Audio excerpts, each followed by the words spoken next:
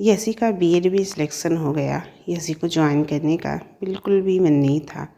वो अपने बच्चे को छोड़कर बीएड की ट्रेनिंग के लिए नहीं जाना चाहती थी। इस बार उसका मन ड्रॉप करने का था, लेकिन सास और पति ने बहुत दबाव डालते हुए कहा, बड़ी मुश्किल से तो लोगों का नाम आता है, तुम्हारा बीएड में नाम आ गया तो तुम्हें ज्वाइन करना चाहिए। यसी सास को तो मना नहीं कर सकी, लेकिन अपने पति अर्णव से कहा, जी सुनिए, मेरा प्रथम अभी छोटा बच्चा है, कौन इसकी देखभाल करेगा। तड़पते हुए, मेरे बिना ये कैसे रहेगा, कैसे मैं रह पाऊँगी। प्लीज़ ऐसा मत करिए, मुझे मत भेजिए, मुझे रोक लीजिए। मैं अपने बच्चे से अलग नहीं रह पाऊँगी। मैं तो तुम्हें तुम्हारे भविष्य के लिए भेज रहा हूँ। भविष्य तो तुम्हारा ही बेहतर होगा। लोग कुछ पाने के लिए तो बहुत कुछ त्याग करते हैं। तुम्हारा भविष्य बन जाएगा तो सब कुछ सुधर जाएगा। गले को साफ कर मुस्कुराते हुए, बस 1 साल की तो बात है, 1 साल कब गुजर जाएगा तुम्हें पता ही नहीं चलेगा। बच्चे को अपने सीने से लगाते हुए, अर्णव, मैं अपने बच्चे के बिना नहीं रह पाऊँगी और ना जी पाऊँगी।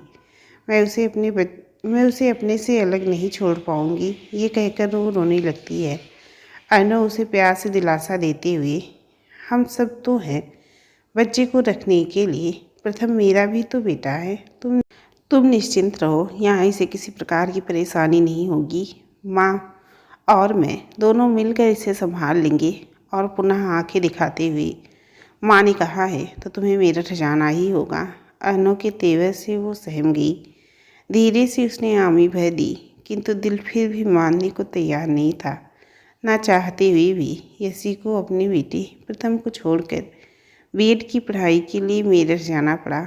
उसे छोड़कर जाते हुए प्रथम कितना तड़प तड़प कर चीख चीख कर रो रहा था। माँ जी ने झट से दरवाज़ा बंद कर प्रथम को अंदर खींच ले गई।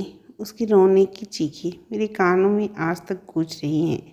मैं रोती हुई चली आई, एक बार भी पीछे मुड़कर नहीं देखा, क्योंकि हिम्मत नहीं थी पीछे देखने की, कहीं मेरा फैसला पलट न जाए।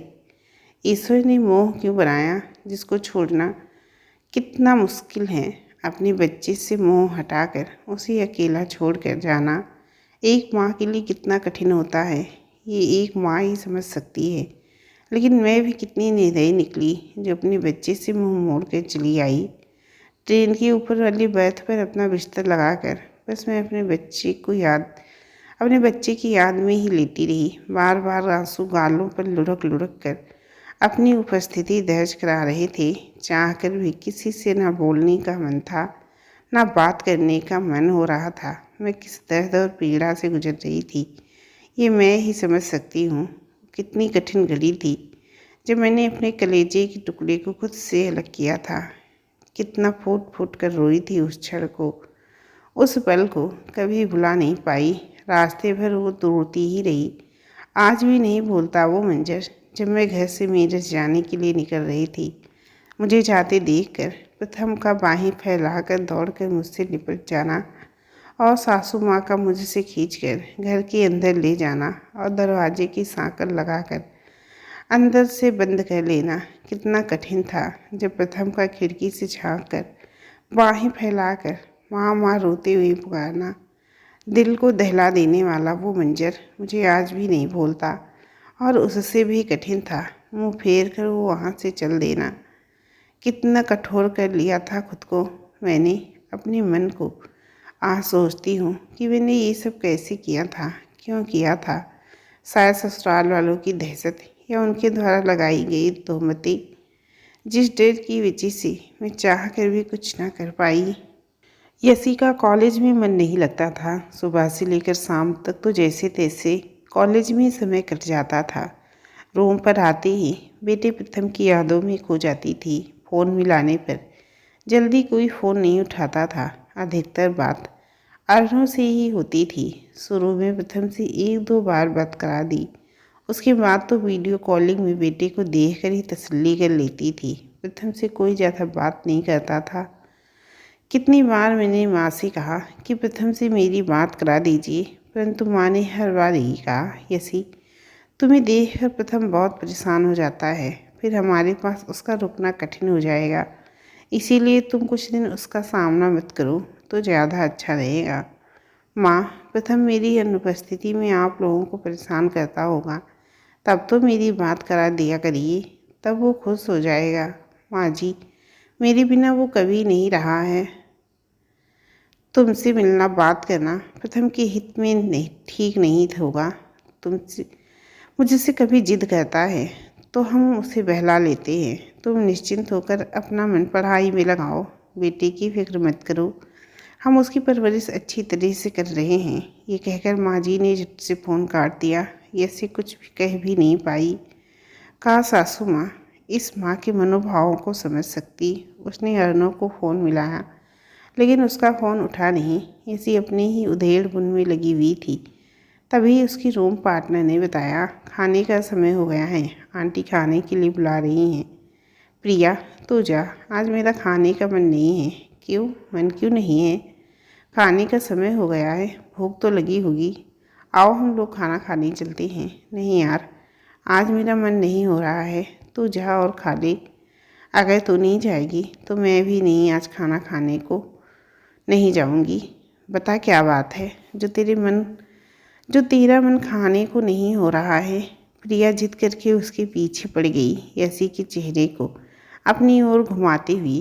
क्या बात है माय डियर, जो तू इतना दुखी है?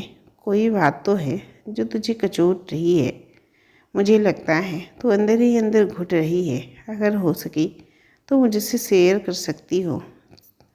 सांत्वना भरे शब्दों को सुनकर यसी का सैलाब बह निकला।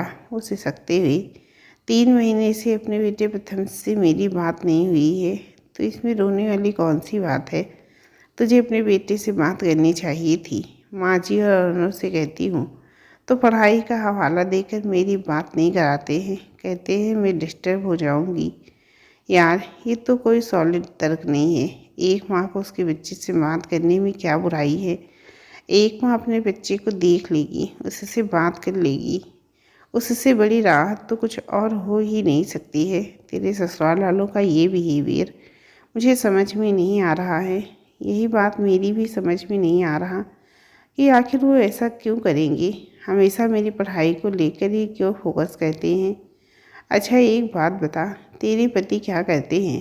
पहले बिजनेस करते थे, किंतु अब मेरी शादी के कुछ समय के बाद बंद कर दिया। ये कहते हुए कि काम धंधा चलता नहीं है, ऐसे में दुकान पर बैठने से क्या फ़ायदा। ओह, तेरी सास ने दूसरा और कोई काम करने को नहीं कहा? नहीं, उन्होंने तो कहा कि तुम घर में रहो, बहू तो पढ़ी लिखी है, वो जॉब कर लेगी। तब से मेरे पति घर पे ही रहते हैं।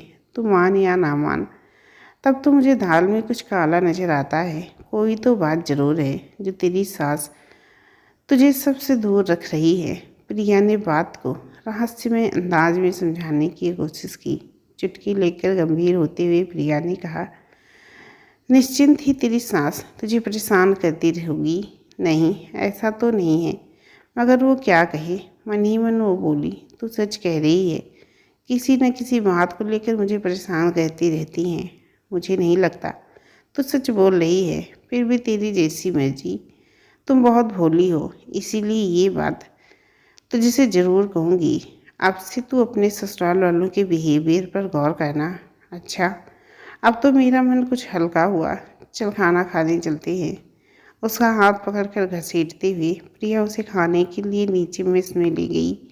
मैंने प्रिया से कुछ कहा तो नहीं, लेकिन उसकी बातों में दम तो लगता है। इसी वजह से यसी के कान खड़े हो गए। मेरे मन में उसकी बातों ने शक के बीज डाल दिए।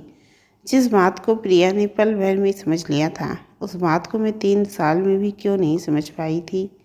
आज ये सवाल मैं अपने आप से कर रही थी। ससुराल में ससुर तो थे नहीं, 3 ननदें थीं जिनकी शादी हो गई थी। अकेली सास अर्नव में और मेरा प्रथम ही घर में थे। मेरे छोटे से परिवार में यूँ तो किसी चीज़ की कमी नहीं थी, लेकिन प्रेम और सहयोग की बेहद कमी थी। ससुर की अल्प आयु में ही हार्ट अटैक से मृत्यु की वजह से घर बिखर गया था। अर्नव घर में सबसे छोटे, बहनें और मम्मी पापा के काफ़ी नज़दीक थे। हर समय माँ के आगे पीछे घूमते रहते थे। पापा की मृत्यु के बाद तीनों ननदों की शादी अर्नव ने ही की थी। अब ढलान की उम्र में सास की सेवा के लिए कोई तो चाहिए था, इसीलिए वो अर्नव को अपने साथ अपने काम पे लगाए रखती थी। अर्नव की नौकरी लगने पर उसे अकेलापन का हवाला देकर बाहर जॉब के लिए नहीं जाने दिया। सासू माँ को हमेशा यही डर सताता रहता था, अर्नव की शादी होने पर कहीं वो बीवी के कहने में ना चलने लगे और अपनी माँ और बहनों को अनदेखा ना कर दे। तब उनकी केयर कौन करेगा, यह सुरक्षा का भाव उनके मन में बैठ गया। तभी उन्होंने अर्नव पर इतनी पाबंदियां लगाई थी। इसी वजह से अर्नव की शादी काफ़ी लेट हुई थी। जॉब के लिए बाहर न जाने पाए, इसीलिए उन्होंने पास में ही अर्नव को कपड़े का बिजनेस करवा दिया। वक्त बेवक्त दुकान खोलने पर कस्टमर ना के बराबर ही आती थी, क्योंकि काफ़ी समय घर में काम में माँ का हाथ बटाने में ही बीत जाता था।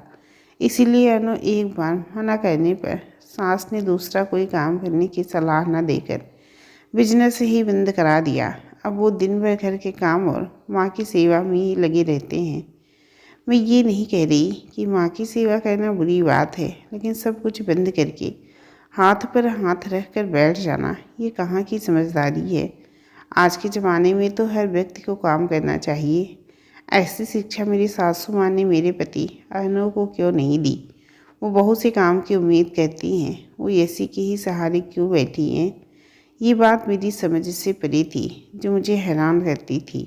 एक दिन ऐसी अर्नव से बात कर रही थी, उसी समय बाहर बेल बजी। लगता है बाहर कोई आया है। जल्दबाजी में अर्नव ने ये कहते हुए अभी आकर बात करता हूँ, फ़ोन को खुला ही रख कर चला गया।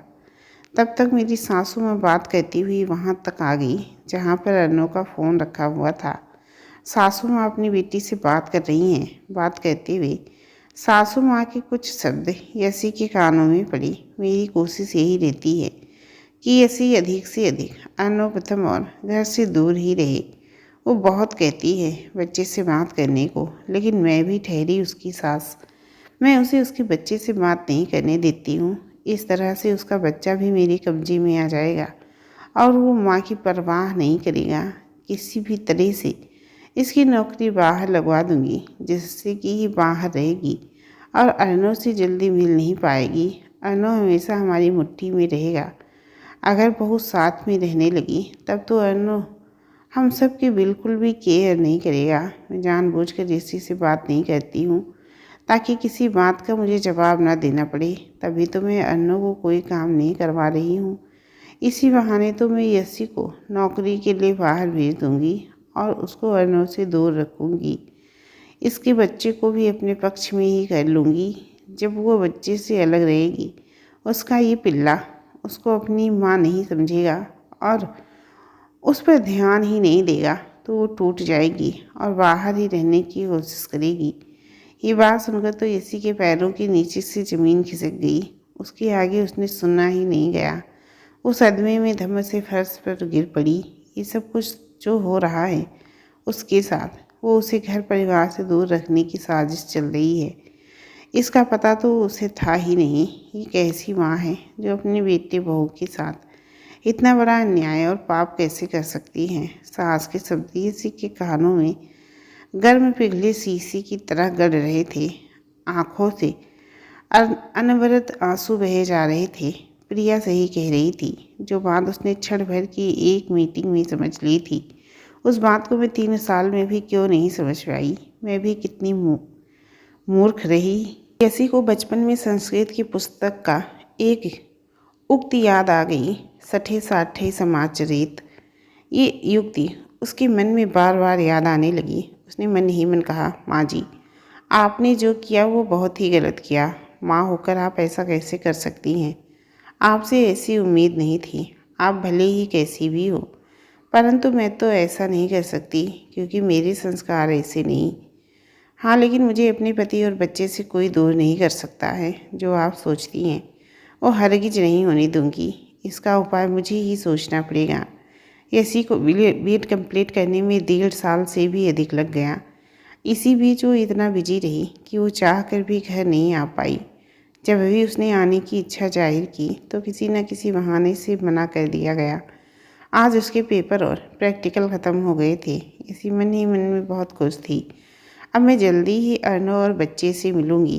अपने आने की सूचना उसने ससुराल में नहीं दी, ना ही अर्नव से बताया। बिना बताए ही उसने टिकट करा ली। दरवाजे की बेल बजी। दरवाज़ा अर्नव ने खोला। ऋषि को देखकर वो चौंकते हुए, अरे तुम अचानक से कैसे? रिजर्वेशन भी नहीं करवाया? मुझे बताया होता तो मैं करा देता। रिजर्वेशन मैंने करा लिया था, बताया इसलिए नहीं। मैं आप सबको सरप्राइज़ देना चाहती थी। तब तक सासू माँ भी आ गई। दरवाजे पर यस्सी को देखते ही रोश में बोली, तू अचानक कैसे आ गई? तुझे तो बता कर आना चाहिए था। बाहर जाकर तो तेरे और भी पैर निकल आए। तू अपनी मनमानी करने लगी। तूने मुझसे बताना भी ज़रूरी नहीं समझा, वापस यहाँ आ गई। माँ अपने घर आने में बताना। माँ अपने घर आने में बताना कैसा? अगर घर ना आती तो फिर कहाँ जाती? अब मैं खाली हो गई। तब वहाँ रहने से कोई फ़ायदा नहीं था। खाली क्यों थी? अरे तुझे अपने लिए नौकरी ढूंढनी चाहिए थी। जॉब मिलते ही अपने काम पर जाना शुरू कर देती। बताओ इतना पढ़ने से क्या फ़ायदा जब तू खाली की खाली ही बैठी है? यसी सासू माँ के कहने का मतलब बखूबी समझ रही थी। वो कुछ भी बोलकर बखेड़ा नहीं खड़ा करना चाहती थी, इसीलिए वो शांत रही। तब तक प्रथम भी आ गया और यसी को देखते ही डर कर चीखते हुए चिल्लाने लगा, तू यहाँ क्यों? तू कौन है? तू निकल मेरे घर से, चुड़ैल कहीं की, भाग जा यहाँ से।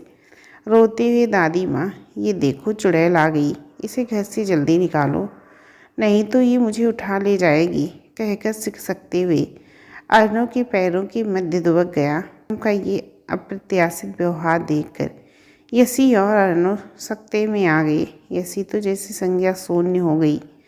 वो घर के आंगन में अस्तब्ध जड़वत सी खड़ी रह गई। प्रथम ये क्या बोल रहा है? मुझे देखकर चुड़ैल क्यों कह रहा है?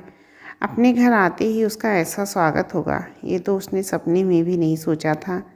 उसने अपने मन को समझाया, यसी तुम शांत और कूल रहो, यही तुम्हारे धैर्य और साहस की परीक्षा है। उसने अपने मन में उमड़ते हुए ज्वार को शांत किया, लेकिन यसी की आंखों से आंसू बहने लगे। वो सब कुछ समझ रही थी। उसने सासू माँ की तरफ प्रश्नवाचक नज़रों से देखा। उनका चेहरा स्याह हो गया था। तब तक अर्नव प्रथम को सामने लाते हुए बोला, बेटा ये तुम्हारी माँ है, माँ से ऐसी कैसे बातें करते हो? पापा, दादी ने कहा। कुछ बोले इससे पहले ही दादी प्रथम का हाथ पकड़कर खींचते हुए अपने कमरे में ले जाते हुए, हाँ बेटा, दादी ही तेरा सब काम करेगी, और कौन करेगा? उस चुड़ैल को किसी की क्या परवाह, ना बेटी की ना अपने पति की। चल बेटा तू मेरे साथ चल, मैं तुझे चॉकलेट और ढेर सारे खिलौने दूंगी। कहते हुए अपने कमरे में ले जाकर अपने पास बिठा लिया और खूब ढेर सारे खिलौने उसके पास रख दिए। यसी चाहकर भी सास के सामने कुछ बोल ना सकी और ना अर्नव से कह पाई। बस अपना तमाशा बनता चुपचाप देखती रही। उसे पता था अर्नव मातृभक्त है, माँ के खिलाफ वो कुछ नहीं सुन सकता है। मैं जो भी कुछ कहूँगी अर्नव पर उसका विपरीत प्रभाव पड़ेगा।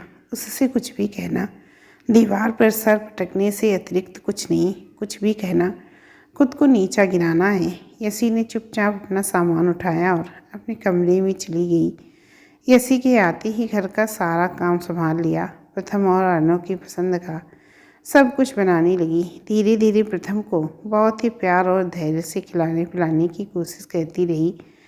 कई दिन साथ रहने और यसी का प्रेम और सहानुभूतिपूर्वक व्यवहार देखकर धीरे धीरे प्रथम उसके नज़दीक आने लगा और मम्मी कहने लगा। ये बात सासू माँ को अच्छी नहीं लगती थी, लेकिन बेटे से कुछ कह नहीं पाती थी। बस प्रथम को ही समझाने की कोशिश करती रहती। यसी ने गौर किया कि प्रथम हर किसी से बहुत ही गंदे तरीके से बात करता है। ना उसको खाने पीने का तरीका, ना बातचीत करने का तरीका, सभी से चीज़ चिल्लाकर अपशब्द बोलना, हर बात में यसी को उल्टा सीधा बोलना, बात बात पे अपशब्द बोलना, छोटे बड़े का सम्मान न करना। ऐसी बहुत सी बातें थीं जो प्रथम को अन्य बच्चों से अलग कहती थी। उसका मिसबिहेवियर, आक्रामक रुख यसी के लिए बहुत बड़ी चुनौती बन गया था। वो सासू माँ को सही लगता था। किसी भी चीज़ के लिए जिद करना, जिद पूरी ना होने पर रोते रोते उसकी सांस कुछ समय तक रुक जाती थी। सांस रुकने से उसका चेहरा लाल पड़ जाता। गले की नसें खिंच जाती हैं। ये देखकर वो सकते में आ गई। कुल मिलाकर वो एक एबनॉर्मल बच्चा लगता था। उसने अर्नव से पूछा। अर्नव ने बताया, जब तुम चली गई तो तुम्हारे बिना ये बहुत रोता था। हर समय माँ माँ बुलाता था। तुम्हें अपने पास न पाकर ये हर बात में जिद करने लगा और उसी बीच कभी कभी सांस रोक लेता था। अपनी आपने इसे डॉक्टर को दिखाया था? ऐसा तो कुछ नहीं है, माँ कहती थी। बच्चे अक्सर ऐसा करते हैं। ये सोचकर मैंने उस वक्त नहीं दिखाया। बात यही उसके चीखने चिल्लाने की। तो ये लड़का है, ये तो करेगा ही। लड़की नहीं करेंगे तो कौन करेगा? वैसे तो ये नॉर्मल रहता है। अन्नों के बेसिर पैर के तर्क सुनकर वो कुड़ गई। अपनी कुड़न और वेदना को पी गई। इसके अलावा कोई रास्ता भी तो नहीं था। इधर सास नौकरी के लिए अनु और यसी पर दबाव डालने लगी। यसी ने भी सोच लिया था कि मैं कुछ भी करूं, परंतु अब घर से दूर नहीं जाऊंगी। एक दिन किसी बात पर प्रथम जिद करने लगा। जिद करते हुए इतना रोया कि वो रोते रोते उसकी सांस अटक गई और वो बेहोश हो गया। उसके मुंह से झाग निकलने लगी। ये देखकर यसी घबरा कर रोने लगी। उसे उठाकर अपने सीने से लगा लिया। प्रथम की धड़कनें तेज चल रही थी। एक क्षण भी देर किए बिना वो तुरंत उसको उठाकर डॉक्टर के पास ले गई। सास कहती रही, इसे कुछ नहीं हुआ, कुछ देर बाद अभी होश आ जाएगा। यसी ने कुछ भी नहीं सुना, सीधे डॉक्टर के पास जा पहुंची। डॉक्टर ने उसका चेकअप करने के बाद सिटी स्कैन व अन्य जांच बताई। गहन जांच प्रक्रिया से गुजरने के बाद पता चला कि प्रथम को एपिलेप्सी के दौरे पड़ते हैं। इतने छोटे बच्चे के साथ ऐसा क्यों हो रहा है? इसकी क्या वजह हो सकती है? डॉक्टर से यसी ने पूछा। ऐसा ऐसा किसी सोच सदमा या तनाव की वजह से हुआ है या फिर अनुवांशिक हो सकता है। ऐसा पहले तो कभी नहीं हुआ है, मैंने कभी गौर नहीं किया। और वो क्या कहती, क्योंकि उसके सामने तो प्रथम को पहली बार फिट पड़ा था। कभी फिट पड़ा हुआ तो मुझे बताया कभी नहीं गया। वो डॉक्टर से कहकर कुछ खुद को लापरवाह जाहिर नहीं करना चाहती थी। ज़रूर हुआ होगा और आपको ध्यान रखना चाहिए था। ये बहुत अच्छा हुआ जो आपने अभी दिखा लिया। ज़्यादा देर हो जाने पर ठीक होना कठिन हो जाता है। डॉक्टर साहब, प्रथम बिल्कुल ठीक हो जाएगा।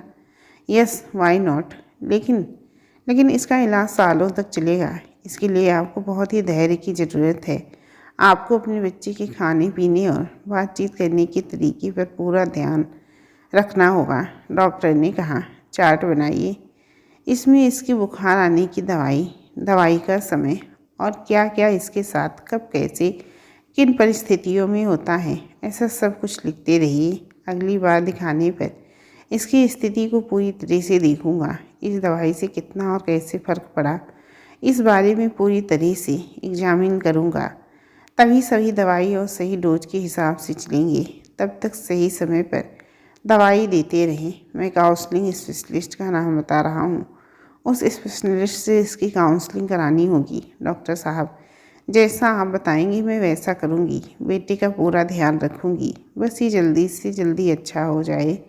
पर्चे पर दवाइयाँ लिखने के बाद पर्चा हाथ में थामते हुए, इन दवाइयों को जैसे मैंने बताया है उसी हिसाब से दवाई दीजिएगा। बच्चा अभी छोटा है तो जल्दी कब्र कर सकता है, बड़े होने पर ये समस्या अधिक बढ़ सकती है। यसी डॉक्टर का अभिवादन कर अन्नू और बच्चों के साथ बाहर आ गई। डॉक्टर के यहाँ पहुँचने पर यसी ने अन्नू को फ़ोन किया था तो वो डॉक्टर के पास पहुँच गया था। रास्ते पर अर्नव के मन में मंथन चल रहा था। जो कुछ डॉक्टर ने बताया वो सब सुनकर अर्नव के तो होश उड़ गए, जिसे वो नॉर्मल समझकर हल्के में ले रहा था। वो वास्तव में कितना वो नॉर्मल है और उसका बच्चा कितनी बड़ी परेशानी से गुजर रहा है, इसका तो उसके मन में कभी ख्याल ही नहीं आया था। डॉक्टर की बात सुनकर यसी का सर चकरा रहा था। उसे सब स्पष्ट समझ में आ रहा था कि हमारी अनुपस्थिति में कुछ तो गलत हो रहा था, जो मुझे बताया नहीं गया, जो मुझसे हमेशा छुपाया गया। किसी ने इस माँ को बताने की ज़रूरत नहीं समझी। उसने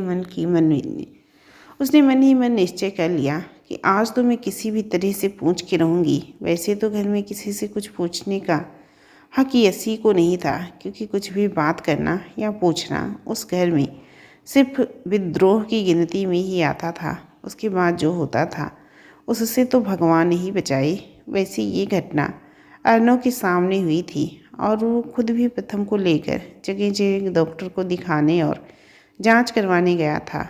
अब जवाब तो अर्नव को देना ही होगा। अर्नव जब अपने कमरे में आया, यसी ने बड़े ही शांत लहजे में बात शुरू करते हुए, अर्नव, मुझे लगता है तुमको पहले भी एपिलेप्सी के दौरे पड़े होंगे।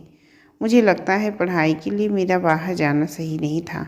शायद तुम सही कह रही हो, मुझे भी यही लगता है।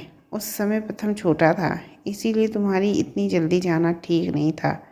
कुछ सोचते हुए हर जगह तुम्हें ही ढूंढना रहता और दिखाई न पड़ने पर इसका रोना मैं भी सहम जाता था।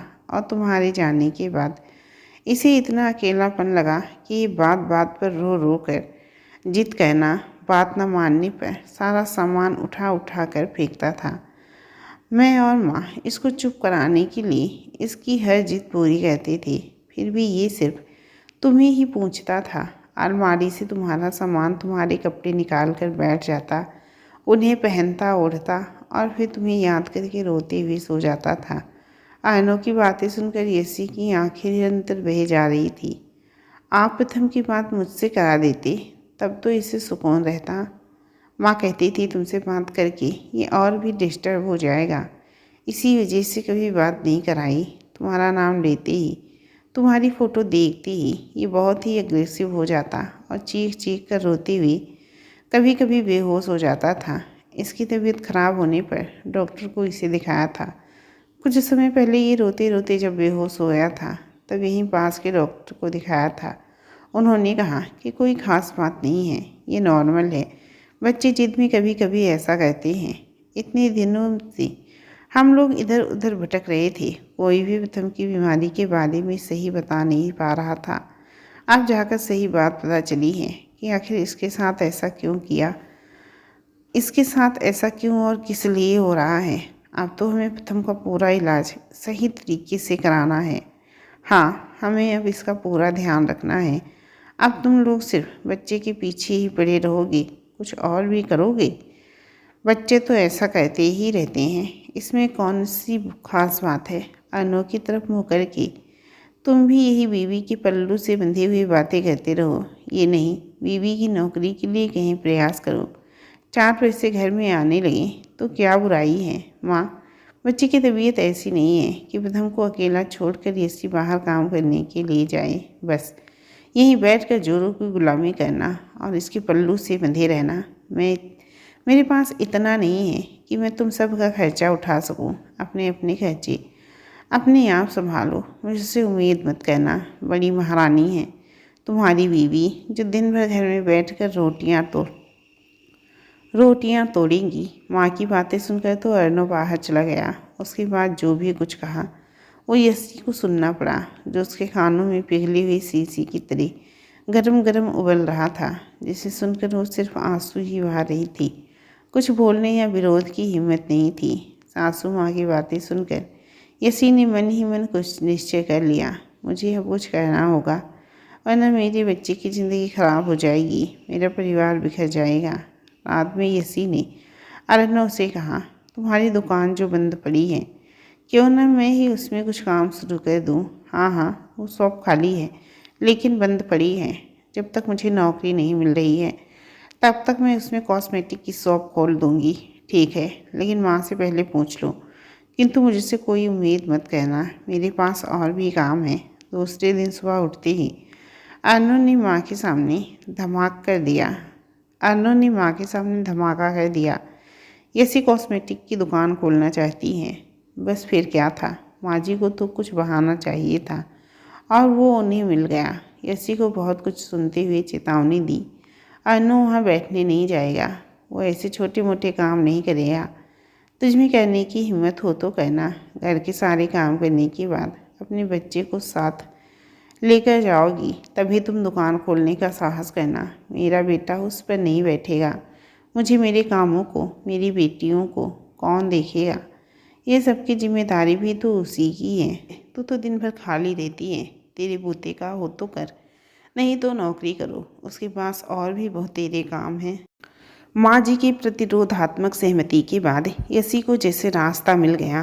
खुद में चैलेंज लेकर कुछ कुछ करने और अन्यों को काम करने के लिए प्रेरित करने के लिए कमर कस ली यसी ने। अपनी कुछ ज्वेलरी बेचकर अच्छे ब्रांड के कॉस्मेटिक का सामान, कुछ साधारण सामान, कुछ लेडीज का आवश्यक सामान खरीद कर दुकान में जमा लिया और दुकान की ओपनिंग कर दी। यसी के अच्छे व्यवहार के कारण दुकान 6 महीने में ही अच्छी चलने लगी।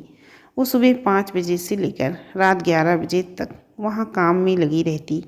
यसी जब तक बाहर थी तब तक घर में झाड़ू पोछा बर्तन खाना बनाने वाली भी लगी थी। जब से यसी अपनी पढ़ाई पूरी करके घर आई तब से सासू माँ ने झाड़ू पोछा बर्तन खाना बनाने वाली और कपड़ा धुलने वाली को भी हटा दिया। ये सारे काम अब यसी को अकेले ही करने पड़ते थे।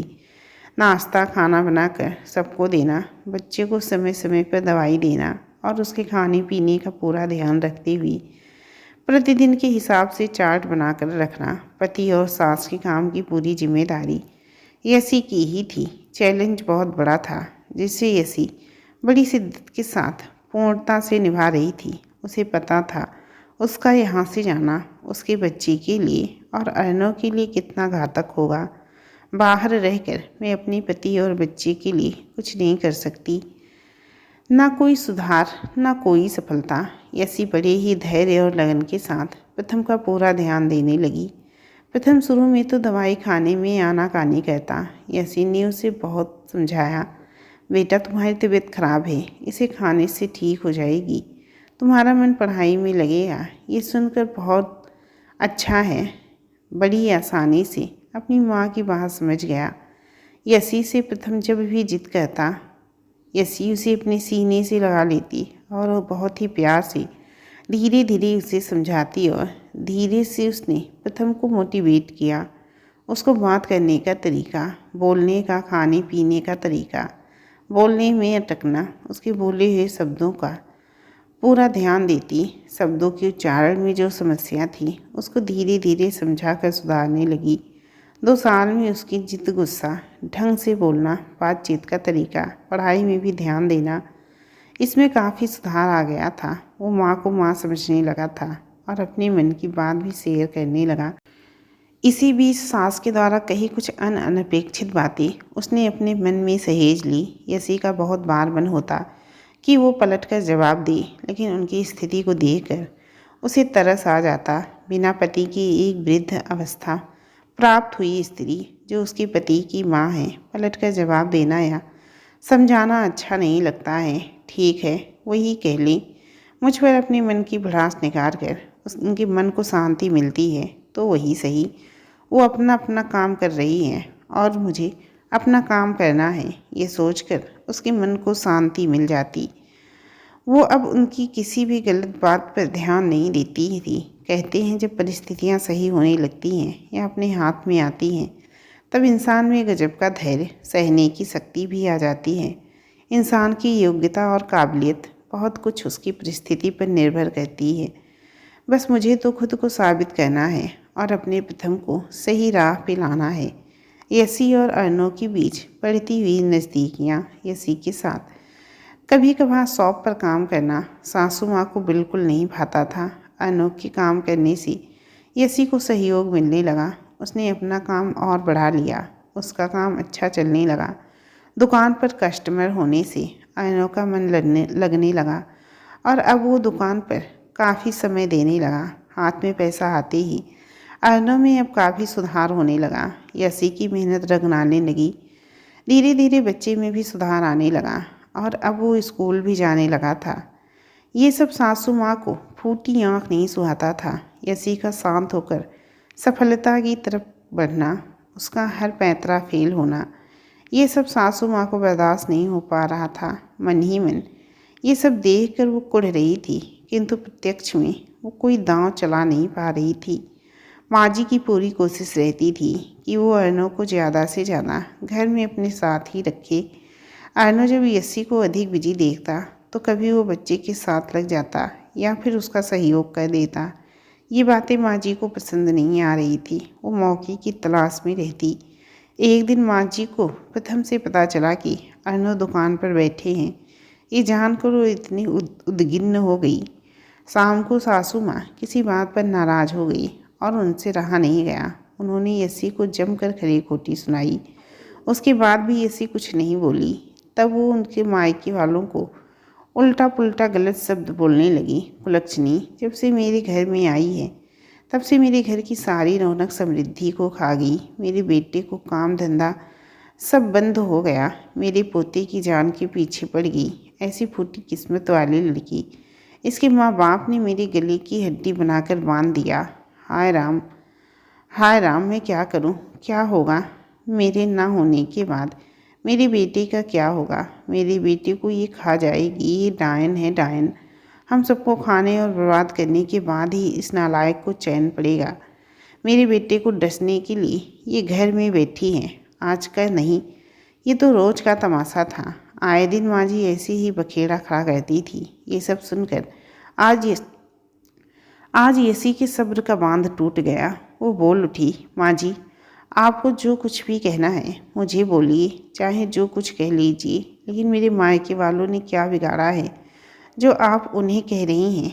आपकी इतनी ज्यादतियाँ करने पर भी मैंने कभी आपको जवाब नहीं दिया और ना आप पर उंगली उठाई। सारे जुल्म बर्दाश्त करती रही, उसके बाद भी आप मुझको ही गलत साबित कर रही हैं। बस इतना कहने भर के लिए थी। सुलगती हुई चिंगारी पर किसी ने मिट्टी का तेल डाल दिया हो। उस सुलगती हुई लकड़ी ने प्रतिशोध की आँख पकड़ ली जो माँ जी के तन बदन में लग गई।